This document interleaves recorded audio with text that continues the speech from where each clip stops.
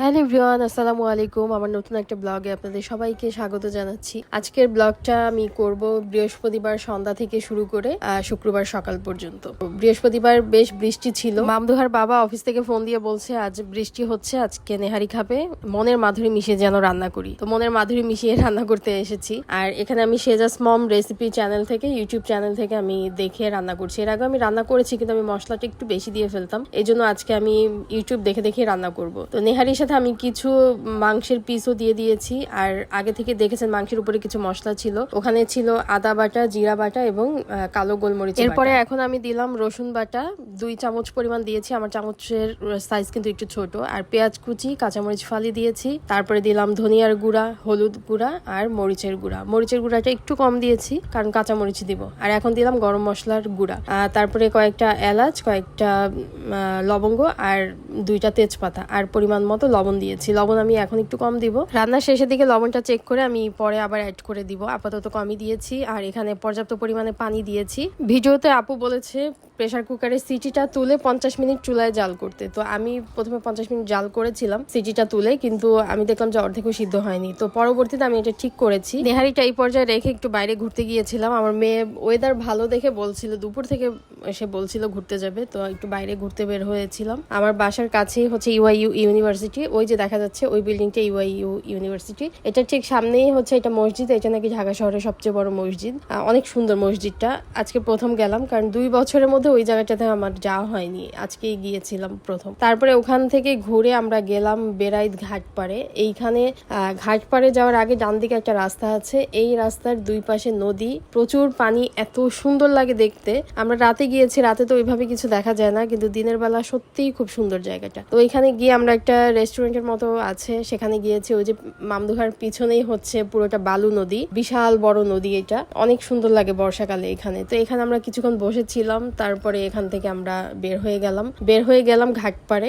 ঘাটপাড়ে কিছু ছোট রেস্টুরেন্ট বা ফুড কোর্টের মতো কিছু জিনিস হয়েছে, ওখানে গিয়ে বসেছিলাম। এত সুন্দর ঠান্ডা বাতাস ছিল। আর ঘাটপাড়ে এই বড় বড় বোটগুলো নোঙর করা ছিল, এই বোটে করেই এখান থেকে সবাই নীলা মার্কেট যায়। নীলা মার্কেট তো মনে হয় সবাই চিনেন, যেটা 300 ফিট নীলা মার্কেট, মূলত হাঁসের মাংস এবং চাপটির জন্য বেশ পপুলার। ওখানে যাওয়া যায়। আমরা গত বছরও গিয়েছিলাম, এবার এখন পর্যন্ত যাওয়া হয়নি, যাবো ইনশাল্লাহ কিছুদিনের মধ্যে। আর এখানে আমরা ফুচকা অর্ডার করেছিলাম, মামদুহা ফুচকা খেলো। আরেকটা কি যেন জিনিস খেয়েছি, ওটার নাম মনে নাই। আর আমার চা তো থাকবেই, এই চাটা বেশ মজার ছিল। আমার তান্দুরি চা খুব একটা পছন্দ না, কিন্তু এই জায়গার এই চাটা অনেক ভালো ছিল। তো চা খাওয়ার পরে মামদুহা খুব চিৎকার চেঁচামেচি করছিল, ও বোটে উঠবেই। গত বছর বর্ষায় এই বোটে করে নীলা মার্কেট গিয়েছিলাম, তো মামদুহা খুব জেদ করছিল যে ও বোটে করে যাবে। মামদুহার বাবা ওকে নিয়ে গিয়েছে নোঙর করা বোটে উঠাতে, আর আমি এই ফুড কোর্টেই বসেছিলাম।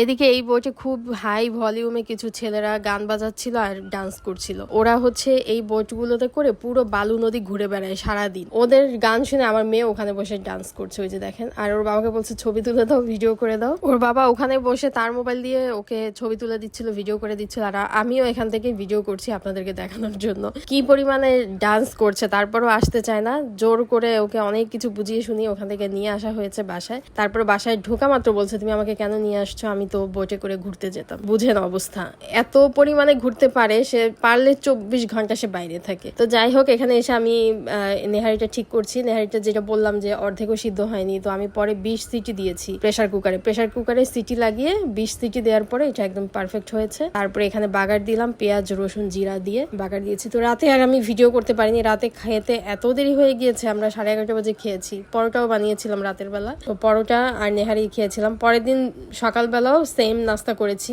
পরোটা আমি কিছু ফ্রোজেন করে রেখেছিলাম, রাতে এক্সট্রা কিছু বানিয়ে শুক্রবার সকালের জন্য ফ্রোজেন করে রেখেছিলাম, তো সেটাই ভাজলাম ঘি দিয়ে। আর নেহারি তো ছিলই। নেহারিটা খাওয়ার আগে একটু আদা কুচি, কাঁচামরিচ কুচি এবং লেবু দিয়ে নিয়েছিলাম, টেস্টটা অনেক ভালো হয় নেহারির। আর শেজাস মম রেসিপিস চ্যানেলের আপুকে অনেক অনেক ধন্যবাদ এত সহজ সুন্দর একটা রেসিপি দেওয়ার জন্য। আপুর রেসিপি দেখে ট্রাই করার পরে আমি এর আগেও রান্না করেছি, কিন্তু এবার একদম পারফেক্ট হয়েছে, আমার মন মতো হয়েছে। তো যাই হোক, নাস্তা করে এই যে চা খেলাম, চা নিয়ে বারান্দায় আসলাম, বারান্দায় এসে একটু ভিডিও করলাম চায়ের। তো এই ছিল আজকের ব্লগ। সবাইকে অনেক অনেক ধন্যবাদ।